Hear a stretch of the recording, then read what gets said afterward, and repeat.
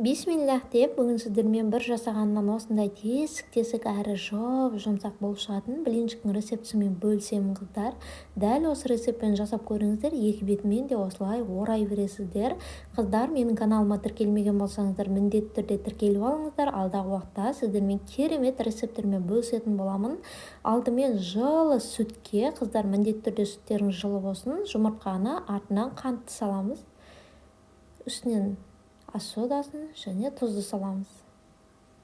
Сұйық майды құйып, ұнды салып, бір келкі масса болғанға дейін жақсылап араластырамыз. Бізде іртіксіз әп-әдемі сұйық масса дайын болады. Қыздар, артық зат мүлдем қоспаймыз. Описаниеде рецептісін қалдырамын, дәл осындай болып шығады. Ал енді қызып тұрған тапамызға құйып, осылай пісіріп аламыз. Осы жерде сіздерге бір құпияны айтайын. Блинчиктің тесік-тесік болып шығуы, ол табаның тікелей қызуына байланысты.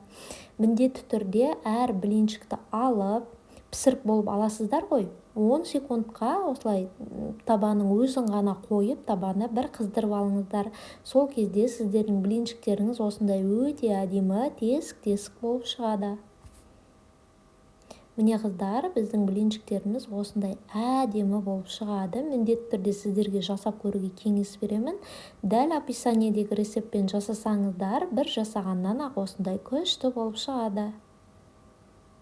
Міне менің блинчиктерім жалпы дайын. Егер менің каналыма тіркелмеген болсаңыздар, міндетті түрде тіркеліп алыңыздар. Видео ұнаса лайк басып, пікірлеріңіз қалдыруды ұмытпаңыздар. Сіздермен болған Жанар. Осындай әп-әдемі блинчиктерді міндетті түрде жасап жеп көріңіздер.